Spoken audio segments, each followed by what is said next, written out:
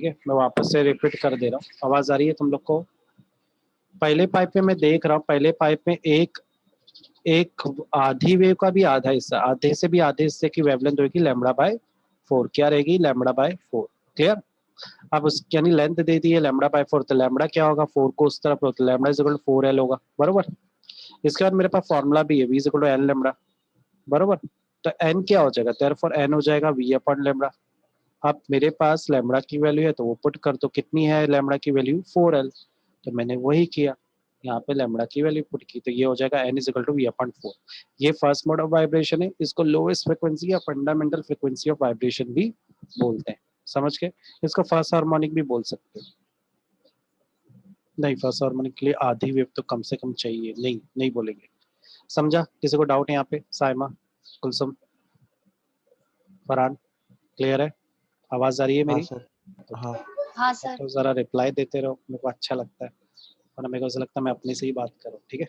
Second में आप क्या करो, आप इस तरह से ट्यूनिंग फॉर्क को वाइब्रेट करो कि आपको इसके अंदर इस तरह से वाइब्रेशन, मतलब आपने कुछ सेटअप किया और तब आपको वाइब्रेशन कुछ इस तरह से मिल रहा है। तो अगर आप, मैं इसको ध्यान से देखो वेव के हिसाब से, तो मुझे एक आधी वेव तो पूरी मिल रही है और दूसरी वेव आधी की भी आधी मिल रही, बरोबर कि नहीं? तो एक तो पूरी मिल रही, तो ये λ/2 हुआ। ये आधी मिल रही, तो आधी का मेरे को पता है आधा क्या होता है, λ/4 होता है। दोनों को ऐड करो जरा, तो कितना हो जाएगा जरा देखते हैं। या एक काम करते हैं, हम लोग को आधी का तो पता है ना, तो ये λ/4, इसका आधा λ/4, और ये भी क्या है? λ/4 है, बरोबर ना? मैंने ऐसा इसलिए लिया ताकि कैलकुलेशन करना इजी हो जाए। कितने λ/4 है मेरे पास? हाँ साइमा, फरहान, कुलसुम, 3 λ/4 है। तो ये आया लेंथ सेकेंड की। ओके, अब मुझे लैम्बडा चाहिए, तो मैं क्या करूंगा, लैम्बडा को इधर ही रहने दो, 3 और 4 को लेफ्ट साइड ले लो, तो λ1 मिलेगा 4/3L। यहाँ तक क्लियर है? मेरे पास पहले से वेलोसिटी का फॉर्मूला क्या है? वेलोसिटी का formula v is equal to n1 λ1। ऐसा क्यों लिखा है? क्योंकि हम लोग सेकंड मोड ऑफ वाइब्रेशन देख रहे हैं ना, इसलिए 1 1 डाल दो। तो n1 क्या हो जाएगा? लैम्बडा को लेफ्ट साइड लो, v अपॉन λ1 हो जाएगा। अब देखो v की वैल्यू, मेरे पास लैम्बडा की वैल्यू है कितनी है? 4L/3। ये वैल्यू पुट कर दो यहाँ पर, v अपॉन कितना है? 4/3L। तो 4/3 है तो 3 ऊपर जाके मल्टीप्लाई होगा और नीचे बचेगा 4 है, तो ये आएगा 3v/4 है। तो ये जो मिला अपने को first overtone, second mode of vibration, first overtone मिला, ठीक है? अब देखो यहाँ पे ध्यान दो, इस इक्वेशन में इसको मैं ऐसे लिख सकता हूँ क्या? 3 ब्रैकेट v/4L। देखो मैंने इसी चीज को ऐसे लिखा, लिख सकता हूँ ना? तो जरा ध्यान दो, v/4L क्या था? v/4L first mode of vibration है, तो can I write like this, n1 is equal to n 3n, मतलब second mode of vibration 3 time ज्यादा होता है फर्स्ट मोड ऑफ वाइब्रेशन से, पाइप के अंदर, क्लोज पाइप के अंदर। समझ में आया कुलसुम? लिखने का तरीका कैसे मैंने लिखा, यहाँ पे n क्यों लिख दिया? क्योंकि ये वैल्यू और ये वैल्यू सेम थी, इसलिए मैंने ऐसा किया। तो n1 is equal to 3n हो गया, इसको फर्स्ट ओवरटोन बोलते हैं, और ये 3 time fundamental mode of vibration से डबल होता है। समझा? कोई को डाउट यहाँ पे? क्लियर है?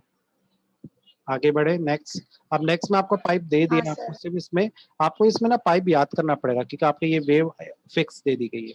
अब यहाँ पे आधा आधा, सबको आधा आधा करो, तो मैं देख सकता हूँ आधा आधा। देखो तो ये है ये है λ/4, मैं इधर ही कर देता हूँ, λ/4 λ/4, ये भी आधा करो, λ/4 λ/4। कितने λ/4 लिखा? 1 2 3 4 5, तो 5 λ/4 हुआ कि नहीं? अब यहाँ पे 2 कहाँ से आ गया? अरे बस डिफरेंस के लिए लिखा है, ये बताने के लिए कि थर्ड मोड कर रहे, तो नंबर सिर्फ लिख दिया है और कुछ नहीं किया। फॉर्मूला सेम रहेगा, v is equal to n lambda, सिर्फ नंबर लिख दिया इसके अंदर। तो n2 क्या हो जाएगा? v/λ2। लैम्बडा की वैल्यू क्या है? तो देखो नीचे क्या है, λ2 को यही रहने दो, 5/4 को ले लो लेफ्ट साइड, तो ये हो जाएगा 4L/5। वैल्यू पुट करो फॉर्मूले में लैम्बडा की, क्या मिलेगा मुझे? n2 is equal to 5v/4L। इसको मैं ऐसे लिख सकता हूँ क्या? n2 is equal to 5 bracket v/4L। v/4L क्या है? फर्स्ट मोड ऑफ वाइब्रेशन, तो इसकी जगह n ले सकता हूँ, ऑफ कोर्स ले सकता हूँ। तो मुझे क्या मिलेगा?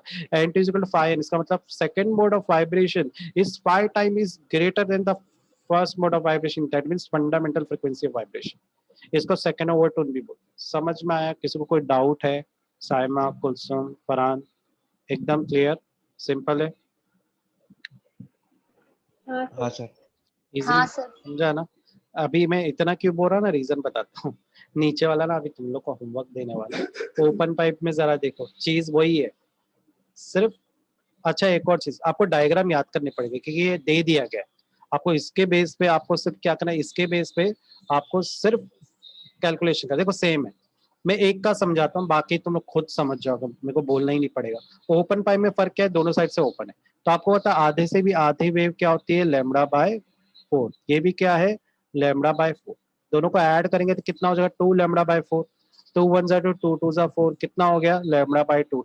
यानी इसका लेंथ कितना आ रहा है, λ/2। यही लिखा है ना यहाँ पे, समझा ये वाला पार्ट। अब मैं सेम फॉर्मूला लिखूंगा, v is equal to N lambda. तो एन क्या हो जाएगा, v अपन लैम्डा। लैम्डा की जगह पर आप लैम्डा की वैल्यू डालो जो कि 2l है, तो एन क्या मिलेगा आपको, v अपॉन 2l। समझ में आया। तो ये ओपन पाइप के बेस पे फर्स्ट मोड ऑफ वाइब्रेशन, समझ में आया। हरमान फर्स्ट हार्मोनिक के स्लोवेस्ट फ्रीक्वेंसी है ओपन पाइप। ओके समझ रहा है ना। इसी तरह से दूसरा पाइप दिया है, इसके अभी इसका जो लेंथ है वो लैम्बडा दिया है, इसका लेंथ है 3λ/2 दिया है। खुद से कर सकते कि नहीं, तुम लोग कर सकते हो कि नहीं, कि नहीं कर सकते। हाँ कुलसुम, फरहान, साइमा, इजी है ना, कर सकते हो कि नहीं आप लोग। हाँ तो जरा स्क्रीनशॉट ले लो इसका, स्क्रीनशॉट ले लो और आप लोग ट्राई करो, एकदम इजी है। एग्जाम में भी आते ये ऐसा भी उठा के लिख दोगे ना कुलसुम साइमा तो भी चलेगा। ये मेन पॉइंट मैंने कवर कर लिए। एग्जाम में सब क्या रहते हैं, पाइप को एक्सप्लेन करने रहता है। Consider a pipe which contain antinode node antenna having length l and their wavelength is represented by lambda. बोलते हैं ना वो घसीटते हैं ना अननेसेसरी जो पॉइंट्स है, वो सिर्फ हम लोग डालते हैं। बाकी कॉन्सेप्ट में मेन कॉन्सेप्ट यहाँ पे लिखा हुआ है जो चाहिए एग्जामिनर को। अंडरस्टूड। अब देखो मैं वापस से पर पीछे जा रहा हूँ, पीछे क्यों जा रहा हूँ, यहाँ पे अभी साइंटिस्ट है ना राइनोल्ड ने कुछ बोला। राइनोल्ड ने बोला कि ये जो एक्सपेरिमेंट किया है वो सही है, पर राइनोल्ड बोलता है कि जब कोई फ्रिक्वेंसी, जब कोई वेव जब बाहर निकलती है ना किसी पाइप के, तो पाइप एक्चुअली यहाँ तक, और जो फ्रिक्वेंसी है ना पाइप के थोड़े से हिस्से को छोड़कर ही आगे निकल जाती है, यानी पाइप में इतना हिस्सा रह जाता है। यानी एक्चुअली ये लेंथ ना वेव से नापी गई है, पाइप से तो नापी नहीं गई। देखो मैं वो एक और बनाता हूँ, अच्छे से समझाता हूँ। देखो एक्चुअली जो हो रहा है ना रिफ्लेक्शन वाइब्रेशन, वो यहाँ तक ही हो रहा है, इतना हिस्सा तो रह गया पाइप का। समझ रहे हो क्या मैं क्या बता रहा हूँ। यानी ये जो लेंथ है ये सिर्फ इतने से हिस्से की जितना वाइब्रेशन हो रहा है, पाइप का कुछ हिस्सा तो रह गया है जहाँ पे वाइब्रेशन हुआ ही नहीं है। तो रायनल्ड बोलता है ये जो हिस्सा छूट गया है ना, उसको उसने नाम क्या दिया, एंड करेक्शन। बोला कि एक्चुअली एक्सपेरिमेंटली ये देखा गया है कि कुछ हिस्सा रह जाता है, that is called and correction. फिर रायनल्ड ने इसको कैलकुलेट किया तो उसको उसकी वैल्यू क्या मिली, 0.3d। दूसरा, रैंडो ने एक और चीज बोला कि जब भी आप कोई एक्सपेरिमेंट इस तरह का करोगे तो आपका जो पाइप है यूनिफॉर्म होना चाहिए। यूनिफॉर्म का मतलब क्या होता है, एनएच स्कूल का देखो यूनिफॉर्म है ना, कॉलेज के यूनिफॉर्म होते हैं, दैट इज कॉल्ड यूनिफॉर्म, बरोबर ना साइमा फराज कुलसुम। यूनिफॉर्म का मतलब होता है सेम डायमीटर, नीचे से लेके ऊपर तक हर जगह का डायमीटर सेम होना चाहिए। समझ गए। तो ये जो हिस्सा छूट गया, उस हिस्से को अब आपको ऐड करके आपको पाइप का लेंथ का कैलकुलेशन करना पड़ेगा। तो अब हम लोग क्या करेंगे पता है क्या, जिधर जिधर आपको लेंथ दिखेगी वहां पे आपको क्या क्या ऐड करना पड़ेगा। पहला चीज, ये जो छोटी सी लेंथ है वो भी कवर करो, उसको स्मॉल एल लो। तो आपको ऐसे लिखना पड़ेगा एल प्लस 0.3d। समझ में आ रहा है क्या बोल रहा हूँ मैं। अब यहाँ पे एल है ना, तो आपको एल नहीं लिखना पड़ेगा, क्या लिखना पड़ेगा, v is equal to 4l plus 0.3d। ये आपको हर एक इक्वेशन में ऐड करना पड़ेगा। तो यहाँ पर पाइप में मैं आपको दिखा देता हूँ, हम लोग अभी पाइप में है ना, पाइप की तरह ये तो बीट्स में आ गया, हम लोग बहुत आगे आ गए, पाइप में चलते हैं। देखो पाइप आ गया है ना। आप लोग को क्या करना है, जो इक्वेशन आपने बनाई परफेक्ट है, ये 5e/4l जो भी मिला हम लोग को भी ऐसी इक्वेशन मिल गई। बस क्या ऐड करना है, एल प्लस ई आपको ऐड करना है। ये एल प्लस ई क्या है, ये जो छूट गया है ना जो हिस्सा, उसको भी आपको पुट करना पड़ेगा। अब देखो यहाँ पर एक यूनिक फॉर्मूला बनाना है। अब देखो मेरे को तो बहुत सारे वाइब्रेशन मिल सकते हैं किसी पाइप में। मान लो एक बड़ा सा पाइप दे दिया, मैं बोलूंगा एक काम कर फरहान, तुम्हारी बिल्डिंग के टेरेस से तुम्हारे घर तक जो पाइप आया है ना, उसका मेरे को मोड ऑफ वाइब्रेशन पता। वो भी तो एक रेजोनेंस ही है ना, दोनों साइड से ओपन रहता है कि नहीं पाइप, अपने घर में जो पानी का पाइप आता है। तो बोलेंगे सर कैसे पता करूं, तो मैं बोलूंगा ये ले एक जनरल फॉर्मूला दे रहा हूँ, इसमें तो सिर्फ वैल्यू पुट कर, बस एक चीज बता कि ओपन पाइप और क्लोज पाइप में फर्क क्या था। तो तुम बोलेंगे सर ओपन पाइप के अंदर ऑड नंबर की वैल्यू आ रही थी, जैसे पहले में 1 आई, फिर दूसरे में 3, फिर 5, इस तरह के नंबर आ रहे, और जो क्लोज पाइप था उसमें इवन नंबर आ रहा, 2 4 6 ऐसा आ रहा था। तो समझ गया, मैं बोला ठीक है, तो पी की वैल्यू क्या है, वो है 1 3 5, ये है, ये लेना है आपको। एन की जगह आप क्या लोगे, 1 2 3 4 नॉर्मल नंबर लोगे। अब तुम क्या करोगे, मान लो तुमने नपाई कर ली, तो उस हिसाब से तुम उसका वाइब्रेशन बता सकते हो। समझ गए क्या बोल रहा हूँ मैं फरहान साहिमा? ये एक फॉर्मूला बना दिया गया, क्योंकि 3 4 50 वाइब्रेशन भी हो सकते हैं, तब कैसे कैलकुलेट करोगे? तो टेक्स्ट बुक ने एक फॉर्मूला ही क्रिएट करके दे दिया, समझे? इसी तरह से हाँ सर। जो आपका ओपन पाइप है उसमें भी आपको एंड करेक्शन को ऐड करना है, पर फर्क रहेगा। अब यहाँ पर एंड करेक्शन में आप एल की जगह क्या ले लोगे, एल प्लस 2ई। आप बोलेंगे सर यार 2ई क्यों है, पहले वाले में सिर्फ ई क्यों लिया था? अरे जरा ध्यान दो, पहले वाला पाइप क्लोज पाइप था, सिर्फ एक ही हिस्सा खुला था, खोले हुए हिस्से में एंड करेक्शन हो रहा है। ओपन पाइप तो दोनों हिस्से से खुला रहता है, अगर दोनों से खुला है तो सर दोनों आपकी साइड आवाज में कट। ओपन पाइप दोनों पार्ट से खुला रहता है। अभी आवाज आ रही है प्रॉपर? अगर दोनों साइड से खुला है तो दोनों साइड में एंड करेक्शन हो रहा होगा, समझे? मतलब दोनों साइड में वो ऊपर जब आ रही है ना वेव, तो थोड़ा सा हिस्सा छोड़कर ऊपर आ जा रही, मतलब पूरा पाइप को कवर नहीं कर रही है वो, बोलने का मतलब ये, अंडरस्टूड? कुछ हिस्सा रह जाता है। आवाज आ रही है प्रॉपर फरहान साइमा कुलसुम? हाँ सर आ रही है। गैस आया ही नहीं ना अभी तक, जरा फोन मार दो। क्लियर है यहाँ तक? तो आपको क्या करना है, जो भी इक्वेशन मिलेगी जैसे वी अपॉन 2l, तो l की जगह आप क्या लोगे, वी अपॉन 2 लिख के l प्लस 2e लिखोगे। ओपन पाइप है तो 2e, क्योंकि दो इंड करेक्शन है ना, तो 2e। और क्लोज पाइप रहेगा तो सिर्फ e लिखोगे। समझ गए? तो ये मेरे को एक चीज ऐड करनी थी, that is called and correction. अब बोलेंगे सर बस इतना ही हो गया, बोला नहीं, अब वो एंड करेक्शन को मैं बताता हूँ होता क्या है, वो भी हम लोग समझेंगे। अच्छा ये वाला एक पार्ट है, ये बहुत पहले था, ये आप नहीं है, ये वाला part, ये हट गया। पहले ये डेरिवेशन बहुत इंपॉर्टेंट है, ये मुझे नहीं दिखा। अब आते हैं फ्री वाइब्रेशन पे, उसके बाद एंड करेक्शन देखने के बाद। फ्री वाइब्रेशन का मतलब क्या होता है? फ्री वाइब्रेशन को नेचुरल फ्रिक्वेंसी भी बोल सकते हैं, नेचुरल फ्रिक्वेंसी भी बोल सकते हैं, ठीक है?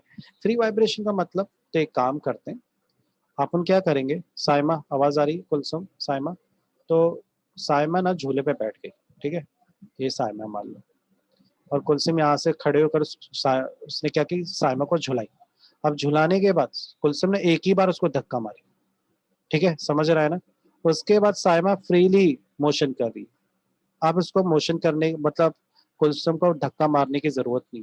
तो ये जो ऑटोमेटिक जो झूला झूल रहा है ना, बिना किसी फोर्स के, इसी को बोलते हैं फ्री ऑसिलेशन और फ्री वाइब्रेशन।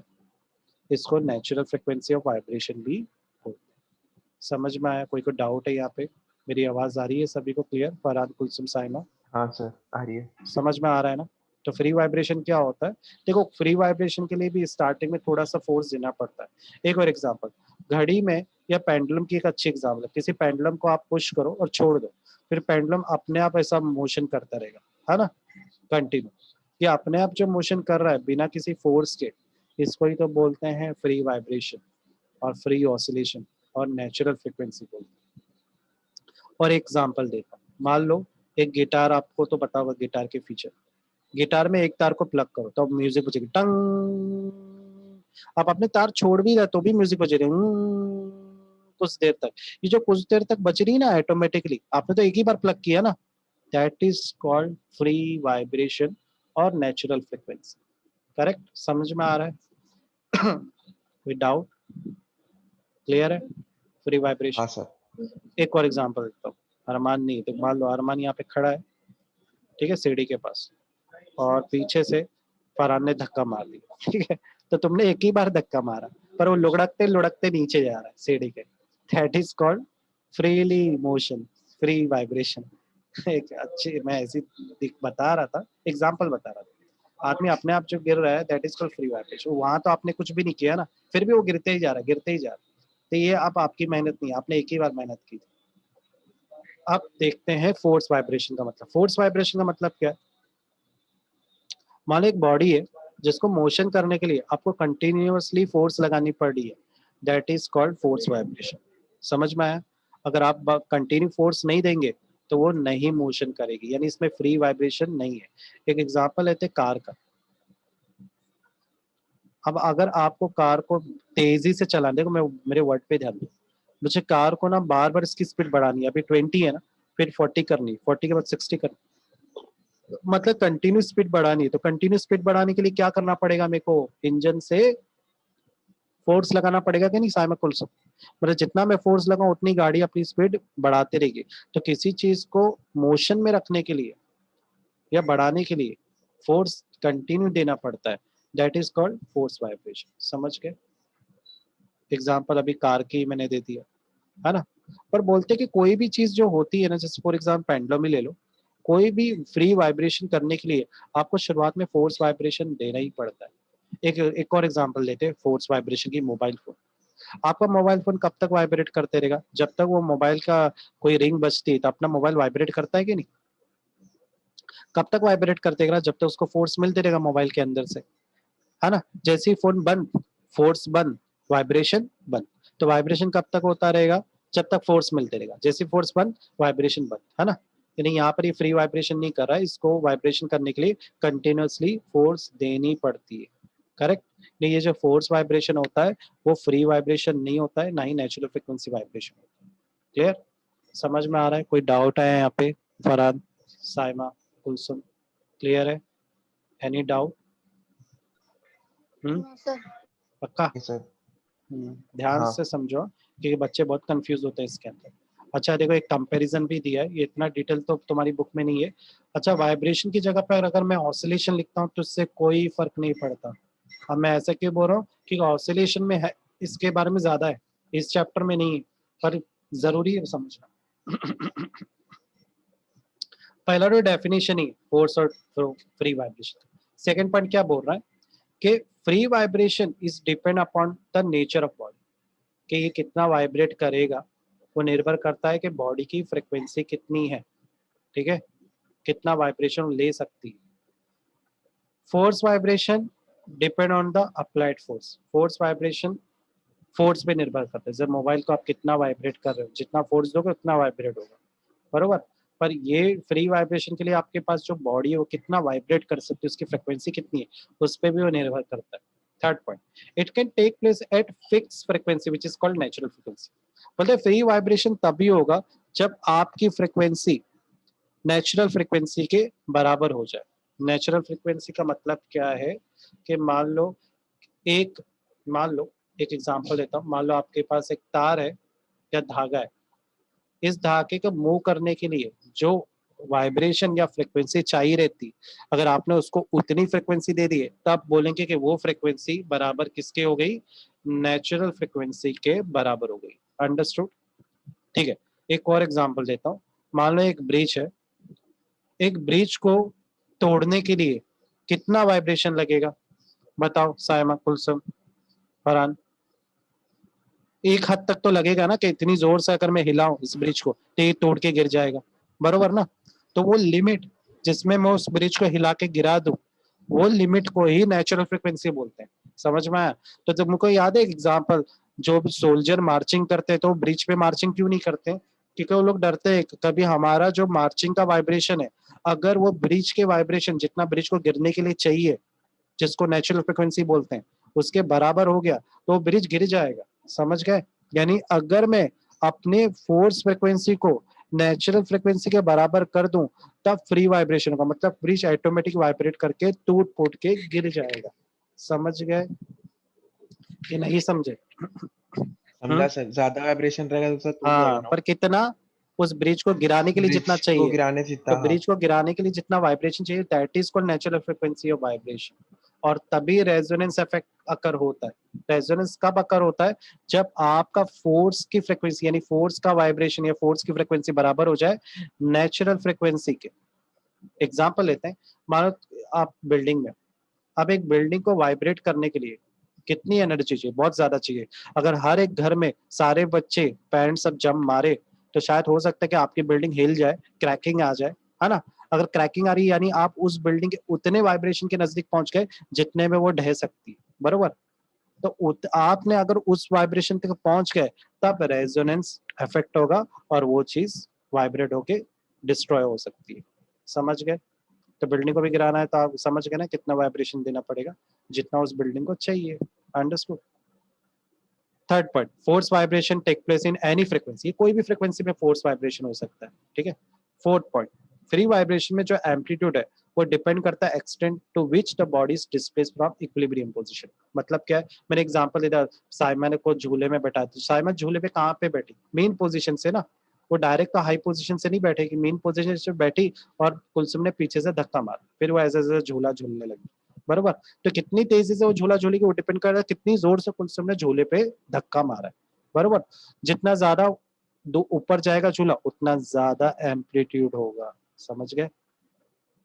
फोर्स हाँ सर। वाइब्रेशन का एम्पलीट्यूड किस पे निर्भर करता है, कितनी फोर्स आप कंटिन्यू जो लगा रहे हो वो कितनी जोर से लगा रहे हो, जितना ज्यादा उतना ज्यादा नेचुरल, अगर नेचुरल फ्रिक्वेंसी का तो समझ जाओ आपने एम्पलीट्यूड बहुत ज्यादा दे दिया, यानी वो फोर्स पे निर्भर करता है, जितनी जोर से आप फोर्स लगाओगे उतना ज्यादा एम्पलीट्यूड होगा उसका, ठीक है। पांचवा पॉइंट फ्री वाइब्रेशन का है, इट परसिस्ट मतलब continuous some time if force is removed. मतलब अगर आप झूले को, आप कुलसुम तो झूले को झूला नहीं दे रही है, फोर्स नहीं लगा रही है, उसके बाद भी झूला कंटिन्यू चल रहा है ना, तो ये अपने आप जो चल रहा है that is called free vibration. तो बोलते हैं कि फ्री वाइब्रेशन में एक बार फोर्स लगाने के बाद भी ऑब्जेक्ट कुछ देर तक मोशन करता रहता है ना, समझ गए। जैसे एग्जांपल ले लो, मान लो आप बाइक से जा रहे हो और सडनली बाइक के बीच में कोई आ गया, देखो बाइक डायरेक्ट तो रुकने वाली नहीं है, क्योंकि बाइक के पास कुछ हद तक फ्री मोशन है, free motion that is called inertia है ना, वो इनर्शिया ही तो फ्री वाइब्रेशन।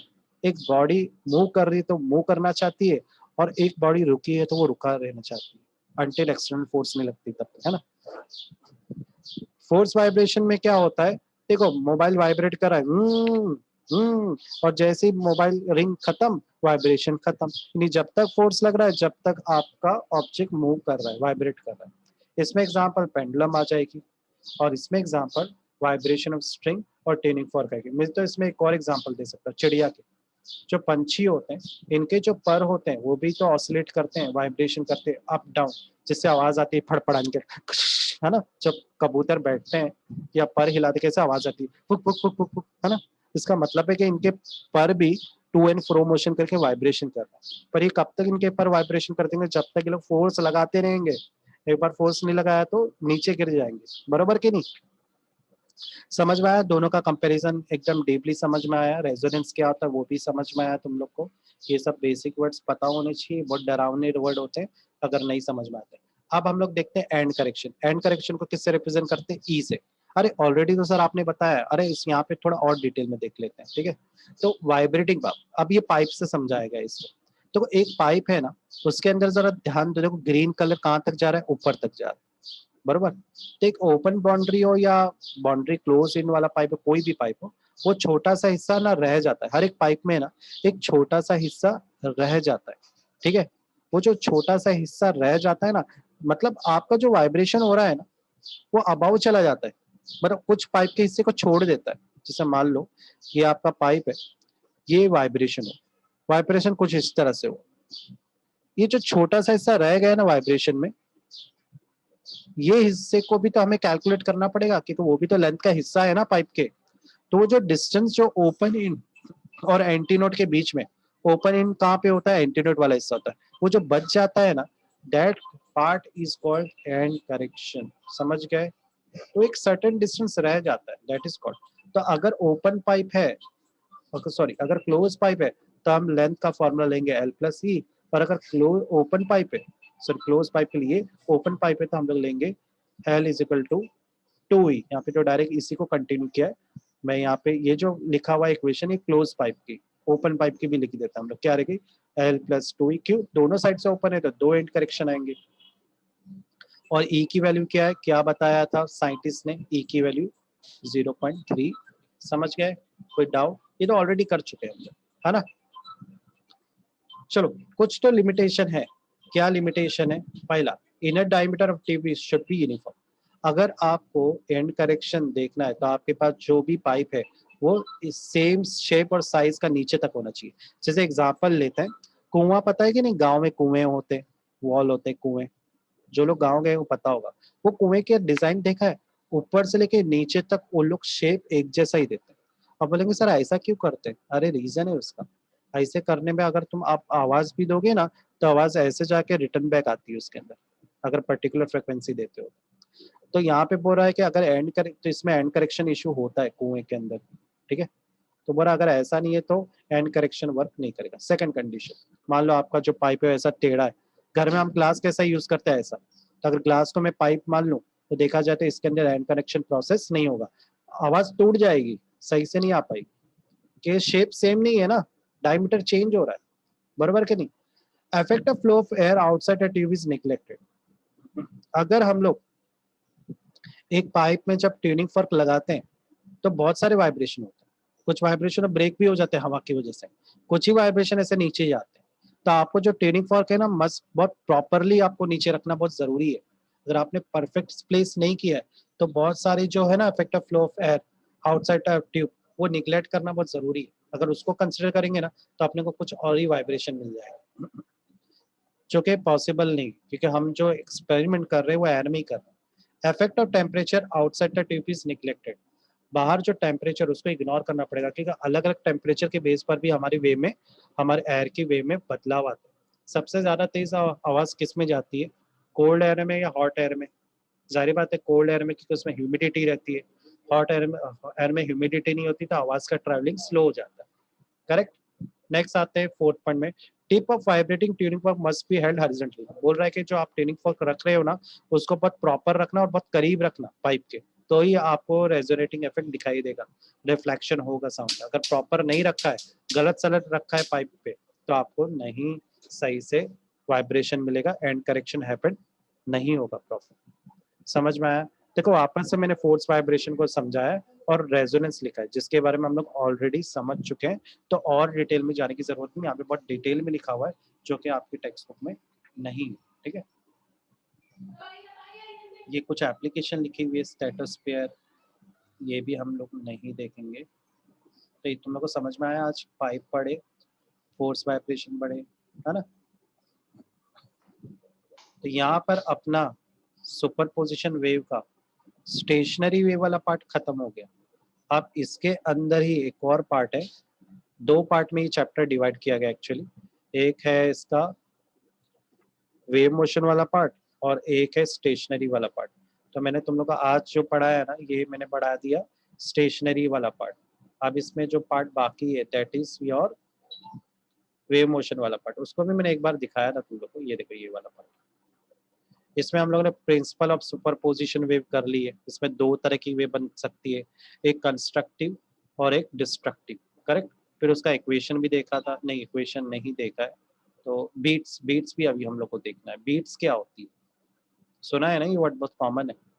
बीट्स होती क्या है, बता सकता है कोई स्वयं? बीट्स क्या होती है? बीट्स, हाँ स्वयं बीट्स। अरे बहुत बार सुना है तुम लोग ने, बीट बॉक्स भी हुआ था अपने बाने क्रम में यार। फ्रीक्वेंसी में जब सडन चेंज आता है उसको बोलते हैं। Very good. फ्रीक्वेंसी, मान लो दो वेव है, देखो मैंने यहाँ पे दो वेव बनाई, दिख रही है इसमें, ये और ये। अब देखो ये तुमने सही बोला, जो फ्रीक्वेंसी में सडन चेंज आता है, नहीं ये सही वर्ड नहीं है, परफेक्ट है, एकदम परफेक्ट नहीं है। जो फ्रीक्वेंसी दो वेव हो मान लो, उन दोनों वेव के बीच में स्लाइटली डिफरेंस उनकी फ्रीक्वेंसी में, समझ में आया? स्लाइटली होना चाहिए। तो ऐसे में क्या होगा, जब इन दोनों वेव को मैं मर्ज करूंगा, सुपर इम्पोज करूंगा, तो देखो मेरे को इस तरह की वेव बन रही है। एक जगह मेरे को बहुत ज्यादा वेव मिल रही है, एक जगह मुझे बहुत कम वेव मिल रही है, एक जगह मुझे बहुत ज्यादा वेव मिल रही है, एक जगह मेरे को कम वेव मिल रही है। ये जो वेव मिल रही है ना, कहीं ज्यादा कहीं कम, इस स्लाइटली फ्रिक्वेंसी, जरा देखो ध्यान दो। यहाँ पर मैं एम्पलीट्यूड मैक्सिमम, ये वेव के मैक्सिमम हिस्से पे, बरोबर ना, और इधर पे मैं माउंटेन के नीचे आ चुका हूँ, यानी मैं माउंटेन के ऊपर हूँ यहाँ पे माउंटेन के देखो हल्के से नीचे के हिस्से में। यानी कितना फर्क है, बहुत ही स्लाइट फर्क नहीं है, बहुत छोटा सा फर्क नहीं दिख रहा है तुम लोग को फ्रीक्वेंसी का, बहुत ही लाइट फर्क है, कोई नेग्लिजिबल बोल सकता है। ये जो लाइट फर्क आता है ना, that is called formation of beats. इस तरह से बीट्स बनती है। अब ऐसे में क्या होगा, या तो आपकी वेव कंस्ट्रक्टिव वेव बनेगी तो उसमें आपको बहुत ज्यादा साउंड सुनाई देगा, या तो आपकी वेव एकदम छोटी बनेगी जहाँ पे आपको बहुत सॉफ्ट साउंड सुनाई देगा। बड़ी वेव बनती है तो लाउड साउंड, छोटी बनती है तो सॉफ्ट साउंड। अब देखो जहाँ पे बड़ी वेव बन रही है वहां पे एम्पलीट्यूड ज्यादा है या कम है? हाँ स्वयं, Farhan, Saima, Kulsum, of course amplitude ज्यादा होगा। और जहाँ पे छोटी वेव बन रही है वहां पे एम्पलीट्यूड ज्यादा है या कम है? अरे बहुत ही कम है। तो जहां पर आपकी वेव बढ़ती है, ज्यादा एम्पलीट्यूड दिखाती है, जहाँ पे साउंड ज्यादा होता है, उसको बोलते हैं वैक्सिंग। और जहाँ पे आपका एम्पलीट्यूड वेव छोटी बन रही है, साउंड कम सुनाई दे रहा है, सॉफ्ट सुनाई दे रहा है, दैट इज कॉल्ड वैनिंग। क्या बोलते हैं? वैक्सिंग और वैनिंग। अब एम्पलीट्यूड कहाँ पे वेव ज्यादा क्यों बन रही है, इसका मतलब क्या हो रहा है? हमने दो टाइप के सुपर इम्पोजिशन देखे, एक देखा है कंस्ट्रक्टिव और दूसरा देखा है डिस्ट्रक्टिव। कंस्ट्रक्टिव वेव बनती है तब वेव बढ़ जाती है, डिस्ट्रक्टिव वेव बनती है तब वेव डिस्ट्रॉय हो जाती है। यानी यहाँ पर अगर वेव छोटी बन रही है इसका मतलब यहाँ पे डिस्ट्रक्टिव वेव बन रही है, और जहां पर वेव बड़ी बन रही है उसको बोलते हैं कंस्ट्रक्टिव वेव। समझ में आया? तो ये कब हो सकता है? लाउड वॉइस कब आएगी? जब कंप्रेशन, दो वेव का कंप्रेशन साथ में हो, या रेयर फ्रैक्शन साथ में हो, तो कंस्ट्रक्टिव इंटरफेरेंस होगा, लाउड साउंड होगा। अगर साउंड लाउड है तो उसको वैक्सिंग बोलते हैं। अगर कंप्रेशन रेयरफेक्शन हो रहा है, मतलब ये एक वेव ऐसी है, दूसरी वेव इसके अपोजिट है, तो ये डिस्ट्रॉय कर रही है। रेयरफेक्शन या कंप्रेशन हो रहा है तो डिस्ट्रक्टिव इंटरफेरेंस होगा, सॉफ्ट साउंड होगा, तो उसको वैनिंग बोलते हैं। समझ में आ रहा है? यानी नोड और एंटी नोड जो कॉन्सेप्ट था ना, ये उसी से लिंक है, बस यहाँ पे लफ्ज जो वर्ड से चेंज कर दिए गए, है ना? तो अल्टरनेट पीरियोडिक जो वैक्सिंग और वैनिंग किसी वे में होता है, जब दो वेव मिलती है ना, जिनका एम्पलीट्यूड सेम होता है पर फ्रीक्वेंसी स्लाइटली डिफरेंस होती है, दैट इज कॉल्ड बीट्स। तो यहाँ पे वर्ड याद रखो, स्लाइटली डिफरेंस फ्रीक्वेंसी। समझ गए? आप बीट पीरियड क्या होगा? बीट पीरियड मतलब आप एक पर्टिकुलर टाइम इंटरवल में आपको जो सक्सेसिव वैक्सिंग और वैनिंग मिल रहा है ना एक पर्टिकुलर टाइम इंटरवल में, that is called beat period. Beat frequency क्या होगी? एक सेकंड में आपको जो वैक्सिंग या वैनिंग जो भी मिल रहा है एक सेकंड में के टाइम पे, that is called beat frequency. समझ में आ रहा है आप लोग को बेसिक डेफिनेशन? तो यहाँ पे हम लोगों ने बीट्स का कॉन्सेप्ट समझ लिया, बीट्स होता है क्या, उसकी फ्रीक्वेंसी, टाइम पीरियड देख लिया। अब हम लोग जो नेक्स्ट टाइम जब स्टार्ट करेंगे तो ये बीट्स का इक्वेशन बनाने वाले, इस इक्वेशन के जरिए हम बीट्स फ्रीक्वेंसी को कैलकुलेट करेंगे। समझ में आया? यहाँ तक किसी को कोई डाउट है? गाइस